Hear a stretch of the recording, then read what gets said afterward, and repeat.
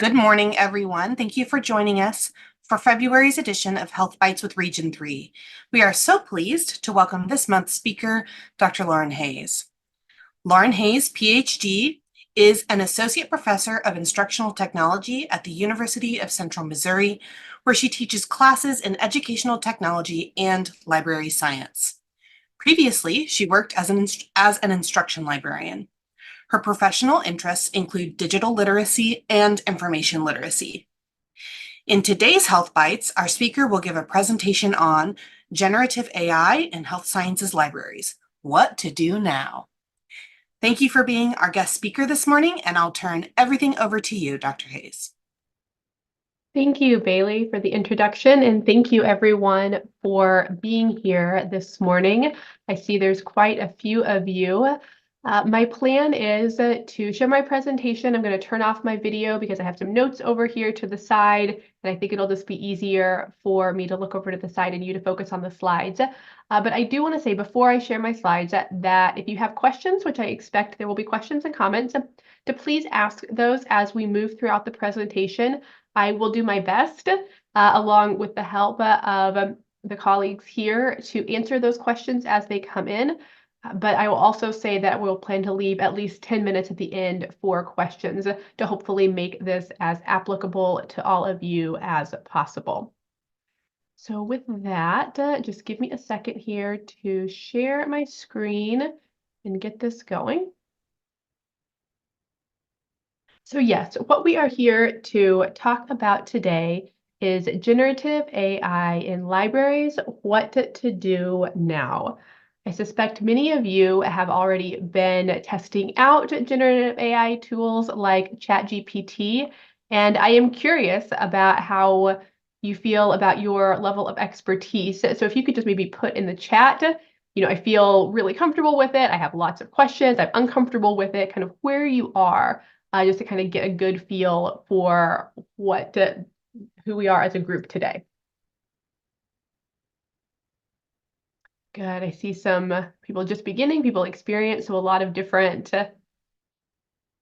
experiences. Good. Well, I'm glad to know that. Thank you all for sharing that in the slides. That's helpful. So our objectives for today are to discuss generative AI and its current and potential future impact on health sciences libraries, identify ways to positively incorporate generative AI into health science libraries, and discover ways to address the challenges posed by generative AI. So let's just start with the definition. This is likely familiar to most of you, and yes, it does come from Wikipedia. But the definition of generative AI that I think is probably widely used is the artificial intelligence capable of generating text, images, or other media in response to prompts. Generative AI models learn the patterns and structure of their input training data by applying neural network machine learning techniques, and then generate new data that has similar characteristics. So that's specific to generative AI. There are other types of AI that you have all likely encountered because of just the nature of technology. So narrow AI is really designed for a specific task. So facial recognition, maybe on your phone, if your phone will open because it recognizes your face, but it wouldn't open with somebody else. That's an example of a narrow AI. Very much designed for a specific task. It isn't capable of doing anything else. General AI, which is this, generative AI, can also be known as strong AI. So you might see some of those words used interchangeably. That's designed, just like this, to perform quite a few intellectual tasks and generate data. And then there is also super AI, which does not currently exist, but it would be capable of surpassing human intelligence. If you think about like Jarvis from Iron Man, or if you remember Vicky from iRobot, that Will Smith movie, those would be kind of examples that we see in pop culture of a super AI. So I just want you to be aware of all the, this is not all, I say all, but I really just mean kind of a variety of types of AI, generative AI that exist.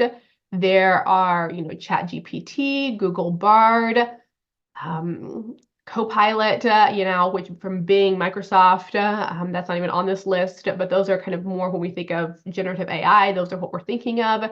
But there's specific ones from, image generators, there's different models, there's some that are very much text generators. Diffit is one that a lot of English language learners, I work with a lot of teachers, and this one might be beneficial I can imagine it being very beneficial in a health science library, especially if you're working with a population that English might not be their first language. Diffit does an amazing job of, you could put in text and it will change it to various reading levels. It will recognize it will change it to different languages. And so that one is one in particular that has been very useful in work with teachers that I've been doing. And then there's kind of an AI aggregator that you might want to explore as well, because there's just so many different AI tools coming out almost daily that I really try to kind of stay up to date with just what new tools are available, because it isn't just what we think of if we're thinking ChatGPT generating text, or even like DALL-E 2 generating images. There are things like Diffit that do an excellent job of changing text for a very particular reason, and something that we might want to realize we didn't even know we wanted until it's available. Many of you said that you have explored tools as well, which doesn't surprise me at all. So please feel free to put in the chat if there are any tools that you have found that have been particularly helpful in your positions, because I suspect that others in this session would benefit from those as well. Those things I see some people already sharing in the chat, so wonderful. So everybody who's here, just make sure you're looking in there too, because there's too many to list on a slide, but there's some great ideas. Grammarly AI, absolutely use it. Claude, yes, I see a lot of, I've had students who really love Claude and have used that a lot. Copilot, yes, Research Rabbit, sources for citations. See a couple of people with that. Good. Canva, I've also been using that some. They have a new AI tool as well that works with ChatGPT, and that has been really wonderful in the sense of being able to do some graphic design. I fully admit that creativity is not my area of expertise, so it could be really helpful to try some tools like Canva, which is already a great tool, but then add AI on top of it has just made it really beneficial for me. So good. Thank you all for sharing that. So one thing that sometimes people aren't aware of with ChatGPT is that there are plugins and Chrome extensions that are available to make the tool even more robust. So there is a plugin, like a store available from ChatGPT, and a lot of these work with a paid version, so do be aware of that. But I want you just to be aware that these plugins that can refine your prompts to help you get better results. Wolfram Alpha, many of you might already have been familiar with that website, which does a lot with computational knowledge, but there is now a Wolfram Alpha plugin that can help ChatGPT complete higher level math and do a lot more with data. I've actually been using this I teach some research classes, so we work with statistics, and this has been a really interesting tool to think about how students can manipulate data in a new way. I've had it create data sets for me, because that's one thing that I'm often needing is I just need fake data for my students to work with. So I've been using ChatGPT just to create some of the data sets. I let my students know, hey, this is what I'm doing, but that's a way of getting some information when you might need it just for examples. And then Chat with PDF is a plugin that actually extracts data from PDFs that are uploaded and then uses ChatGPT to analyze the uploaded content, which can be really interesting as well. I want to highlight this medical advice plugins. I have this up, but I just want to go to that. Hopefully you can all see that it transitioned correctly. But just being aware that this is available from the GPT store, that currently these are called the best medical advice GPTs in 2024. And you can see that there is a variety. There are, medical assistants, there's therapy, there's a registered nurse, it says. Um, there's a one for taxes, which isn't exactly medical and what I would think because it gives tax advice, but it's in this category for some reason.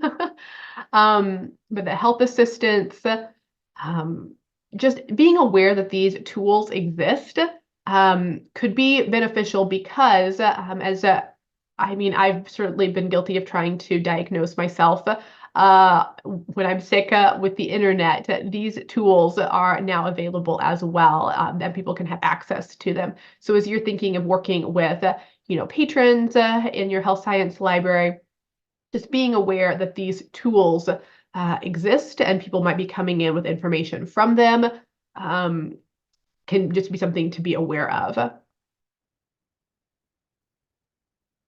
Yes, yes, concerning about medical advice online. I think that is something that we need to be aware of as well, which is why I wanted you to know that these are available and people might be coming in with that data.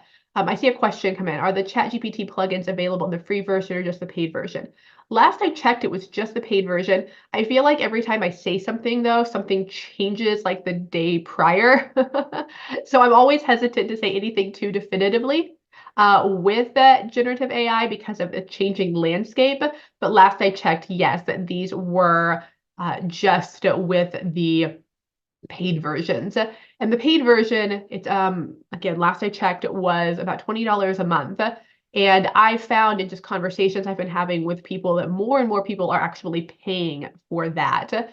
I wasn't sure how quickly it would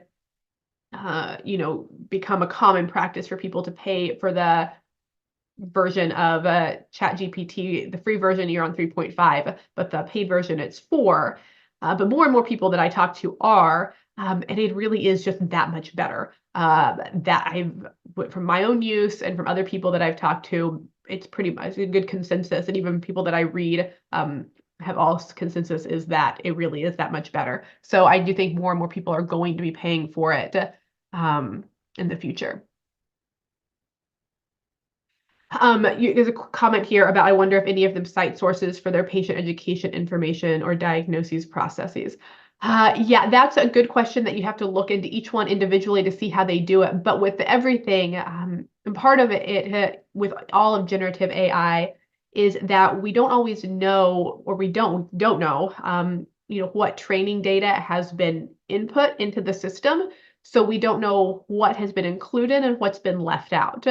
Um, and that can be really challenging for anything to know how the system is going to respond because you don't know how robust the data set is, and what it's missing to where it might not give you the information that you need. So just being aware of all of that.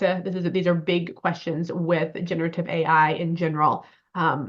Even going back to prior to the release of ChatGPT, a book that you might be interested, you might have heard of it because it's gotten a lot of press in the last year, but The Alignment Problem by Brian Christian. The first part of that book really focuses in on just the kind of lack of knowledge that we have on what can go into these systems and what is not there. And so it's been a really good book that I've enjoyed reading. Yes, ChatGPT 4 is included in Copilot with Bing. Yes, because of Microsoft and OpenAI's connection. That's a good point, Teresa. Thank you. So I'm trying to go through just making sure.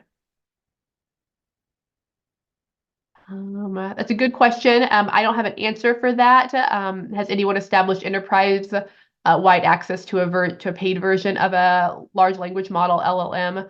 Not that I have seen. That's a great question, and I think it's something that I suspect will be looked at more. What I've seen more often happen is organizations are trying to create their own versions of this. So for example, I just saw last week that these are school libraries, but school libraries in the state of New York are going together to create their own like generative AI tools, so their own LLM.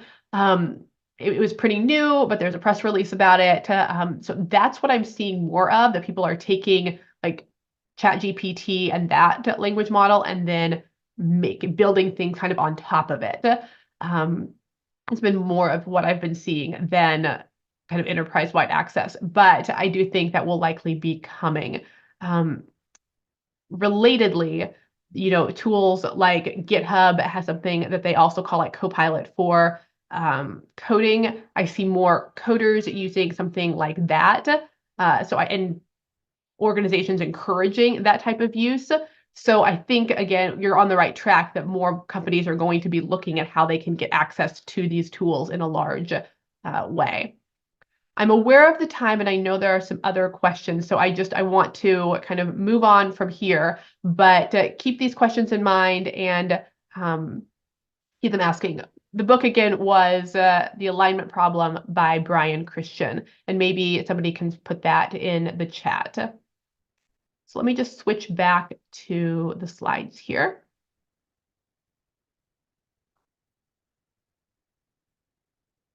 So as we all know, as we're probably all thinking about right now, that AI may change our work. So I actually asked ChatGPT, how can generative AI be used in health science libraries? And this is the list that it gave me. That it can be used for content generation, as you've probably already been thinking about, everything from generating summaries of articles, which I think a lot of people are using right now. Instead of reading an entire article, uploading it with that ChatGPT PDF feature, and then it will give a summary. It does the same thing for there's a YouTube video summary tool as well with ChatGPT. Using it for information retrieval, data analysis and organization, that generative AI can assist in organizing and categorizing data, this language translation, personalized recommendations, automation of routine tasks. I've played around with ChatGPT and it will create MARC records actually. So it will definitely create data for us, metadata. There's questions and concerns around that I have as well, but it does it, and it does it pretty well. I even was testing it out if I spelled it was a popular book that I was using for my testing, but I spelled the author's name incorrectly and was trying to see, and it was still able to recognize and do a pretty good job with creating that MARC record. So just be aware that metadata feature is something that's also available within these tools. For virtual assistant and support, and then quality control and fact checking. So again, this is the list that was generated from ChatGPT and how generative AI can be used in health science libraries. Relatedly, how to have your patrons use AI in the health science library. I asked that question from ChatGPT, and it came back with a very similar list as you will see here. But it's also, what I find fascinating about this is that I just put in the bullet pointed lists for you. But if you did this yourself in ChatGPT, it would give you full explanations, sentences, paragraphs that explain how a patron could use ChatGPT for information retrieval, how a patron could use ChatGPT or any sort of generative AI, really for that matter, for personalized recommendations. And so it's definitely giving people ideas for how it can be used, which I think is interesting, and just lots of thoughts on that as well.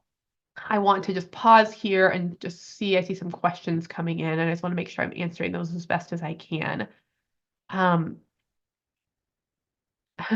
good question is the paid ChatGPT secure? That gets to a question that I have comment I have coming up, so I will get back to that. Is there any guidance around use and copyright? I'm seeing many lawsuits out there. Yes. There's some very concerned about that because as you've probably seen in the news with the lawsuits that a lot of the content that these large language models were trained off of is copyrighted material. And so there are going to be and there have been lawsuits about the use of that material without paying, for it. So in terms of using it, I haven't seen any lawsuits around users, like having any lawsuits aimed at users of it. And there's still a lot of questions right now in the law in terms of, is the material that it generates copyrighted? Right now, that doesn't seem to be the case.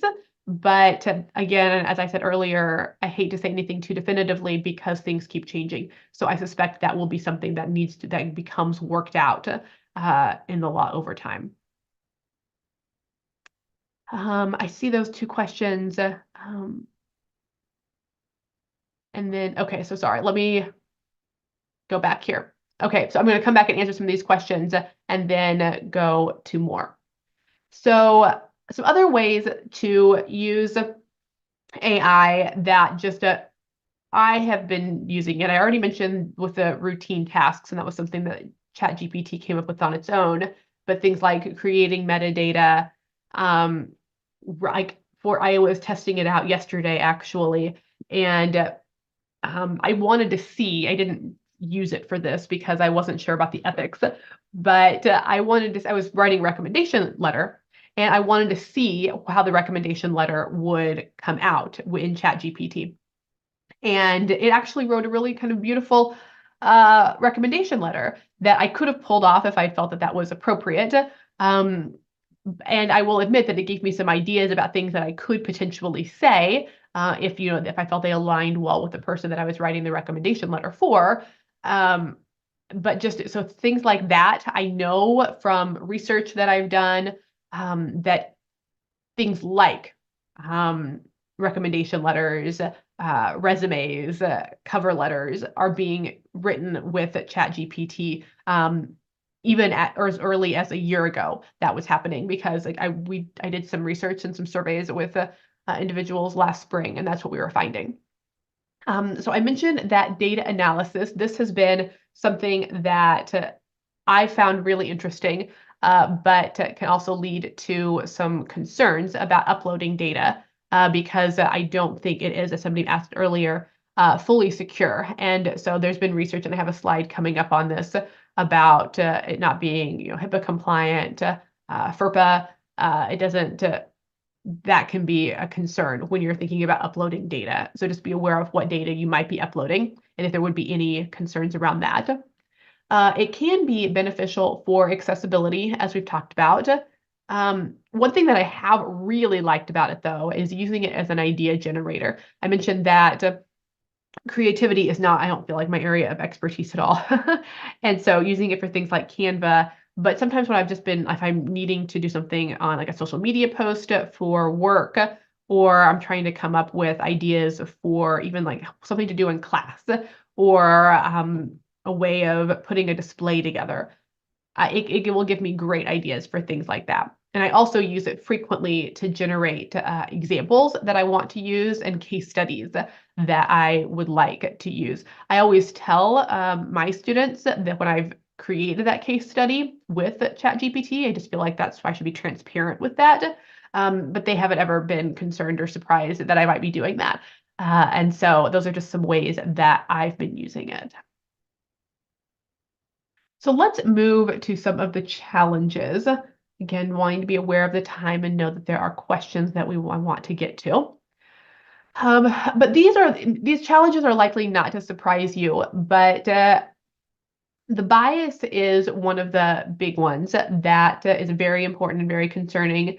And this a lot of goes back to what is included in the data sets, that there can be very many bias and errors in those data sets, and then information can be skewed one way or the other. I mean, this has been shown with, years ago, for example, this is in the alignment problem. This is an example that I was just actually reading last night, that a large organization had created a tool like this to look at resumes to try to hire people. And what they found is they were it was only really giving them the top 5% were like males, because that is often their software engineers who they'd hired in the past. And so they had to eventually just scrap the system entirely because it wasn't doing really what they wanted it to do. You can read more about that in that book, but there's a lot of bias that can be embedded in there based on the training data that is included and how it works out. Hallucinations, you might have seen this before in a lot of discussion around like citing sources, how it just creates sources. If you ask it to give you citations, it will, and it has in the past, frequently just created them. They sound very legitimate. I think this is a little bit better in GPT-4. I found that it will give you actual citations, but the reason that these hallucinations exist and it just creates content is because of the nature of generative AI. The purpose of it is to generate content. It's not giving you existing content. At least that's kind of the way that it was originally trained. And so that's why these hallucinations happen. So as these systems learn, and they're learning based on the information we are providing for it in many ways, these hallucinations are slowly getting better. Somebody mentioned the black box problem earlier in one of the comments I saw, and this is certainly a concern, is that, and then, so let me kind of read a quote here, that AI increasingly relies on paradigms such as deep learning in which the developers themselves do not understand how their models make decisions. And so that's really what the black box problem is in a nutshell, is that once it kind of takes off, it's a lot of researchers and scientists who don't know how it continues to make decisions. It just kind of builds that neural network, similar to our brains. That's what it's modeled off of. And that information isn't fully knowable. But there is legislation and out of some countries that it's trying to say these companies have to be able to explain how these models do make decisions. And so we're seeing countries, Europe, the EU is coming up with legislation. China has some legislation. Here in the US, there's been some executive orders around AI. So we're seeing some of this slowly be addressed. Another problem is that it can give overly cautious results sometimes, which maybe doesn't always sound like a problem, but due to attempts at moderation of harmful content, large language models can sometimes be excessively cautious. And so you might see that in just some of the language that it uses or advice that it gives. And then, of course, privacy is another issue. And I'm going to move on to the next couple slides to explain that in more detail. So I mentioned earlier that it's not HIPAA compliant. So there's some research that was published last year, specifically looking at that. And so if somebody's wanting to upload data to make decisions, they can't do that because currently they're not compliant in that way. Same with FERPA. It's not FERPA compliant either. So you should really think about just avoid sharing any confidential information in it. So if somebody in your organization is thinking they want to use one of these tools to help them analyze data or find new information, just be very cautious about what information is uploaded into these systems. It's very important to protect sensitive data. While AI was designed ideally to be helpful and informative, it's certainly not immune to security risks. So we don't want to share any information that could be associated, specifically and tied back to a particular organization. If the system was hacked and that data could be pulled down by someone that you don't want to see, things from like financial data, anything like that. You just want to protect. Just, kind of always being mindful of FERPA and HIPAA and just how we can make sure that that data remains confidential. And then it's really just important, I think, to review, even before submitting a prompt to any of these AI tools, just maybe take a moment to review the text and ensure that it doesn't contain any, sensitive or confidential information. And that's a quote actually from another university who's posted some policies on their website. And so just kind of being aware that think before you click submit. And I think it's a good rule of thumb when we're thinking about particularly using data with these types of tools. So addressing some of the challenges. As you're thinking about your organizations, it's going to be important to start having conversations now, if you already aren't, about kind of what your policies and approach is going to be to these tools. I think ethics training is going to be really important. And having a good understanding of how these tools work, while we might not fully ever understand how they work, because of that black box problem, being aware that there is a black box problem is a good first step. And so I think like I said, more organizations are going to need to be having these kind of trainings and conversations around the use of them. I suspect more organizations are also going to want to have conversations about when it's ethically appropriate to use a tool like this and when it's not. So a lot of the conversation, especially in academia, has been around student use of these tools, because there's been concerns about, plagiarism and cheating. But I think similarly, we want to have conversations too about faculty use. And if you don't work at a university, any organization, you're going to want to have conversations about using this type of tool. Because while there are benefits and it can be very helpful, there are appropriate ways to use it.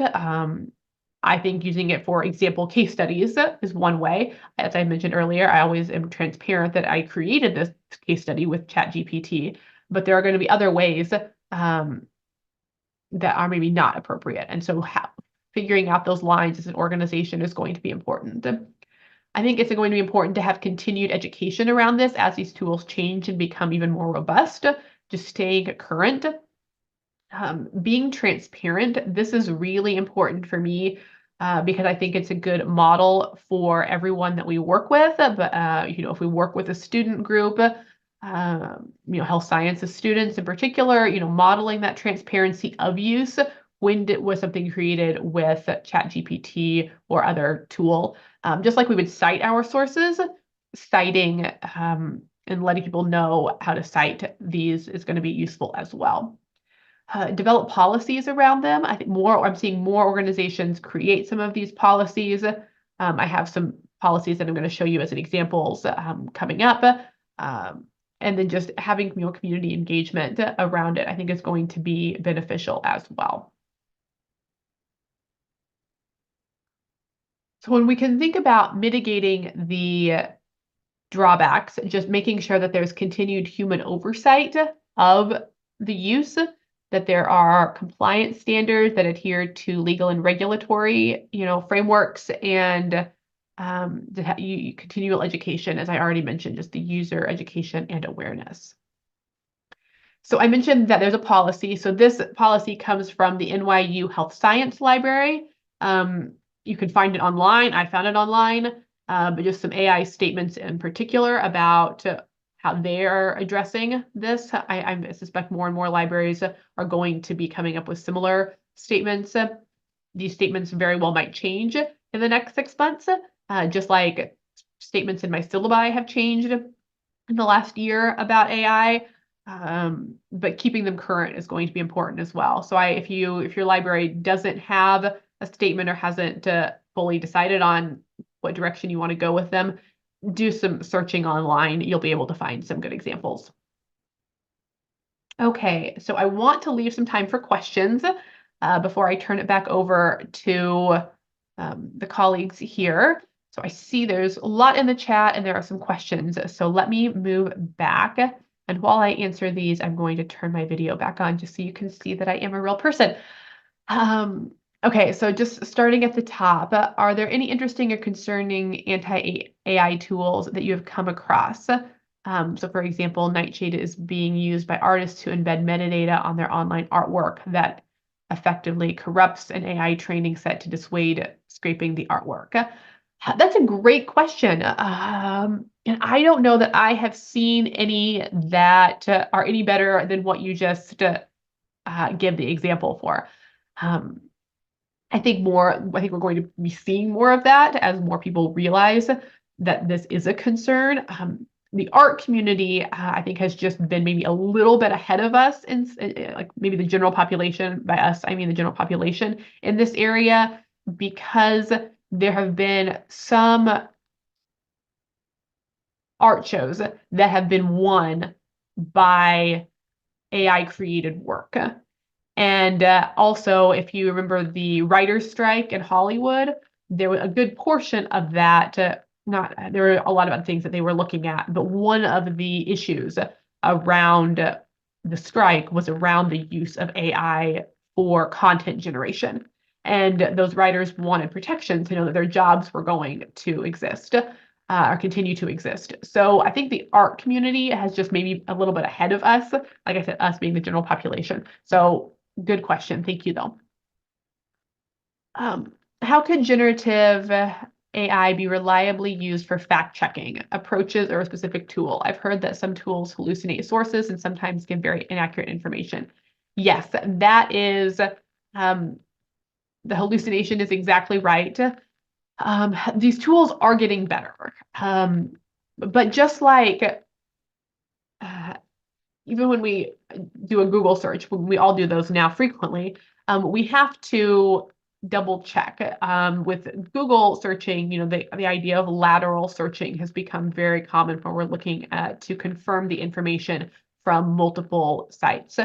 I think we're going to probably have a similar approach with these AI tools, whether it's using multiple AI tools to confirm results or to get a result from a generative AI tool and then check that on other websites is going to be very useful. I'm always telling my students that they need to include the DOI numbers for any sources that they include, because then I can quickly check to make sure those sources actually do exist. Using something like Crossref, especially if the source doesn't have a DOI, can be beneficial too when you're wanting to check sources to see if that's something that really did exist or if it was a hallucination from a generative AI tool. Hopefully that answers your question, but feel free to ask if there's anything else. What is the limit for using ChatGPT in institutions? It capped at 40 messages, 3 hours for normal subscriptions. So in terms of there's even caps for the paid version. And I don't know exactly what the limit is off the top of my head, but it will say that you've reached your cap and you have to set out for like an hour. So I don't know if there's a cap for institutions, but I know for individual accounts, even with a paid version, there really is for ChatGPT, there's a limit there as well. Just this morning, I had a question from a faculty member asking how she can detect AI-generated content in student papers. Any advice on that? The advice is that there isn't a perfect way to do it. There are tools that, Turnitin has a tool that can check, but research has shown that it's not particularly accurate. The best advice I probably have is, so I've done a few things with my own assignments. Typically, if it's a fairly lengthy paper, over a page or two, if there are no grammatical errors in it, that's typically a red flag for me. Because we all just make grammatical errors, and so if it's too perfect, that's a red flag for me. I'm not saying that the person isn't just an excellent writer, but you might know that about your students already to know if that would be the case or not. I have also done things like I've been trying to change my assignments a little bit so that there are more, they have to include some reflection in telling me how they did something. I've also had them start doing screenshots of things that they have to either reflect on, or they had to do a review of a couple websites in a class for me last semester. And I asked them to do screenshots as part of the review so that I could see that they had seen it and they were talking about what they were screenshot. So I've had to just get more creative in how I create assignments so that so it isn't just text that I'm looking at, or it isn't just, so that way I can be a little bit more cautious about what I'm getting. If I remember, you probably all remember this from math, it was like you always had to show your work. And that's just kind of the approach that I'm taking to a lot more student work as well. Show me your work in whatever capacity that looks like. And it could be that they have to write in a Google Doc. So I can, see kind of the history there of when things were added. That can be helpful as well. To what degree are any recommending or dissuading the use of AI tools to researchers wanting to publish? Some journals ban or explicitly limit the use of AI generative tools, and I've incorporated checking journal policies for this in my publication consultations. That's excellent. I'm really glad that you're doing that because, so for example, I am a guest editor right now for a journal published by Wiley. And one of the authors came to me and said that they wanted to use generative AI in a particular way.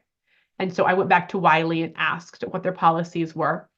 And at that time, this was a while, a few months ago, so it didn't surprise me. They didn't have any policies fully fleshed out. I believe that's changed now. But we worked together to come up with something and how it could be used. And the person is acknowledging that. So I think that more publishers are creating policies around this. How they're enforcing those policies is a separate question that I don't know that I have a good answer for. And that's going to be something that I think we're going to have to ask the journal publishers on. So Copy Leaks has an app for AI detection, and we're going to pilot using that app. Thank you for sharing. You'll have to get back to us all and let us know how you think it works. What are my thoughts on MedLM? That's a great question. And I don't know that I have any thoughts on that one because I don't know that I haven't looked at that one in a lot of detail. But I will definitely be looking at it after the session. So thank you for sharing that. And you can always send me an email if you want. I believe my email address is on the website. So you can always have more conversations with me. We can have a conversation about that afterwards after I've had a chance to explore it. Thank you. What universities have posted policies on AI? Can you share a link?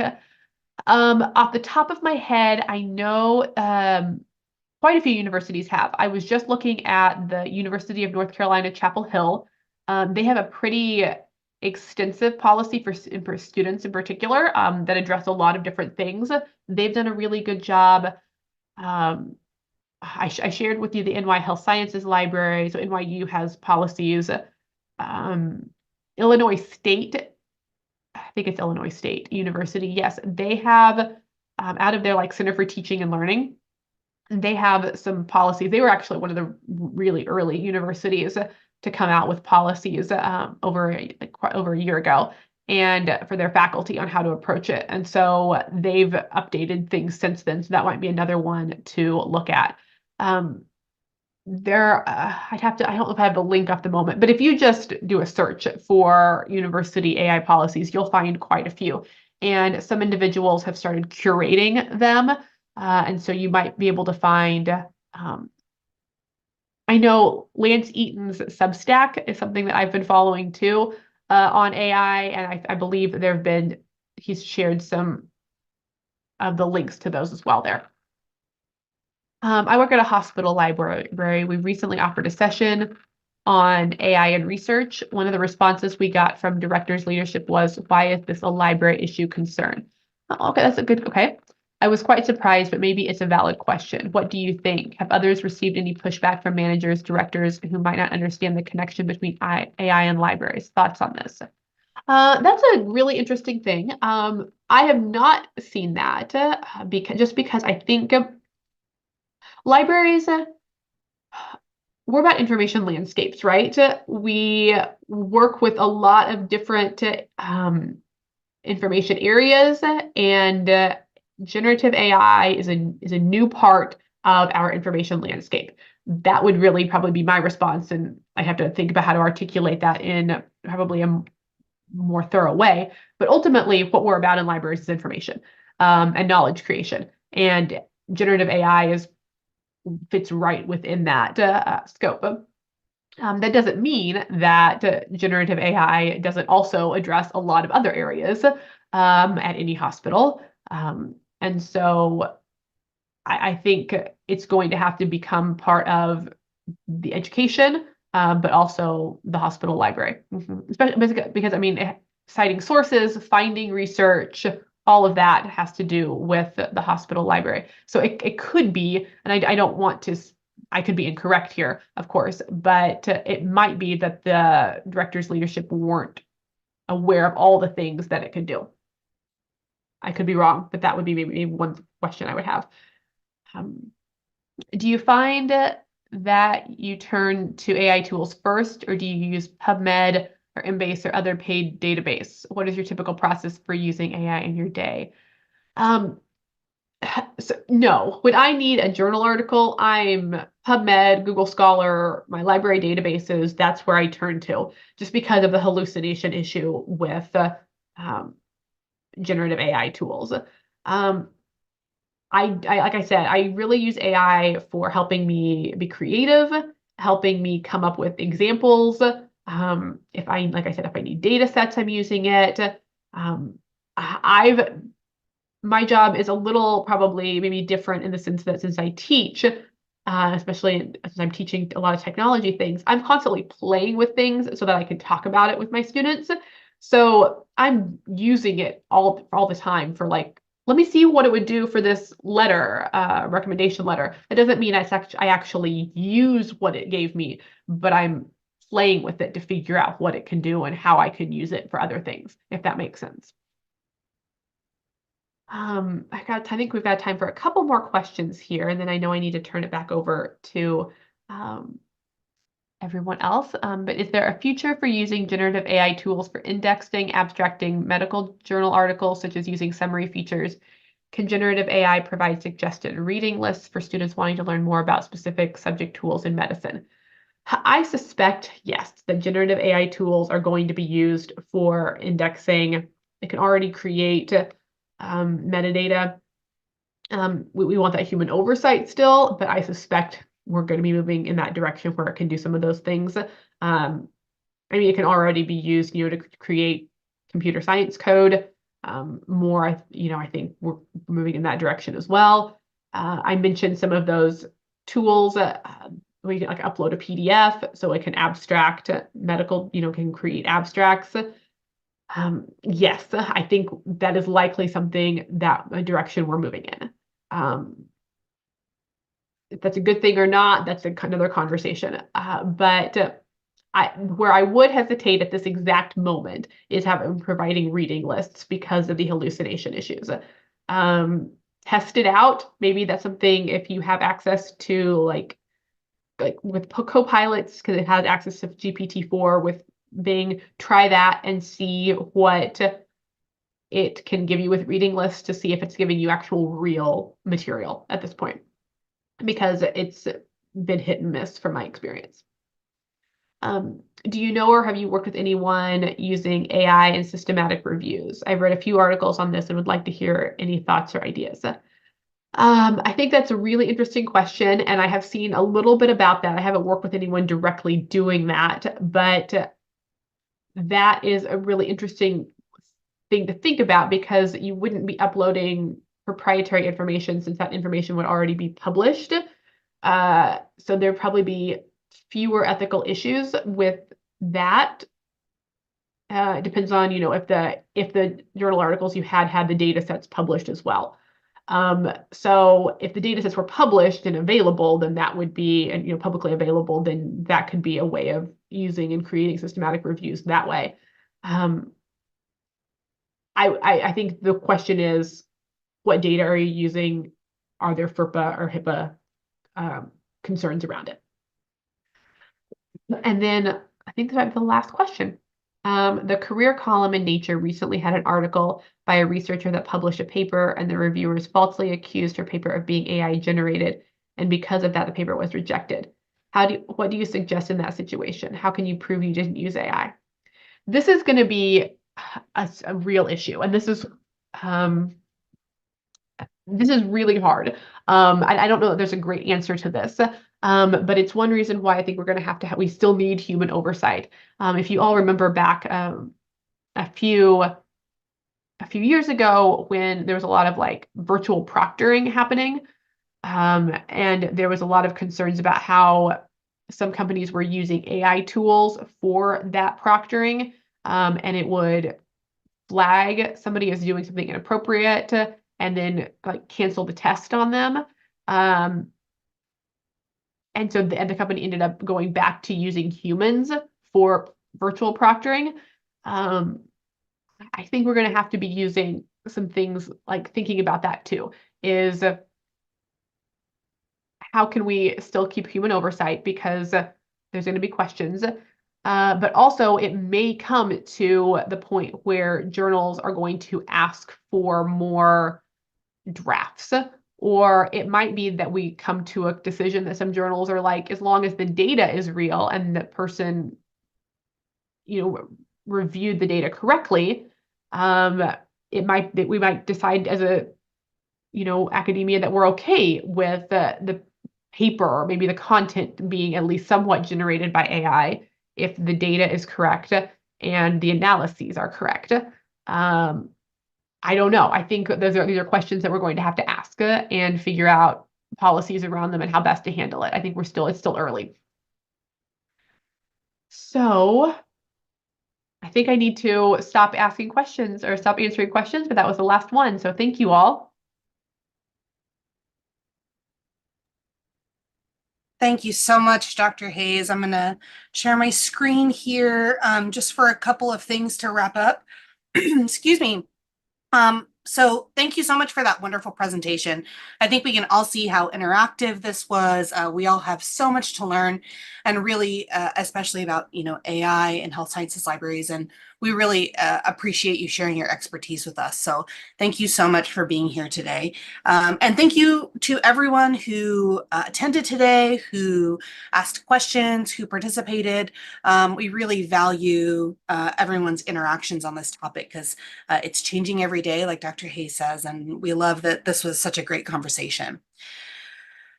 If you would like to learn more about generative AI and health sciences, please explore PubMed. PubMed is a free resource supporting the search and retrieval of biomedical and life sciences literature with the aim of improving health, both globally and personally. PubMed is maintained by the National Center for Biotechnology Information at NLM, located at the National Institutes of Health. Also, please consider registering for the upcoming How PubMed Works series beginning on March 20th of this year. Registration can be found on the nnlm.gov website training page. We look forward to seeing you all at next month's Health Bytes with Region 3. Thanks for watching. This video was produced by the network of the National Library of Medicine. Select the circular channel icon to subscribe to our channel, or select a video thumbnail to watch another video from the channel.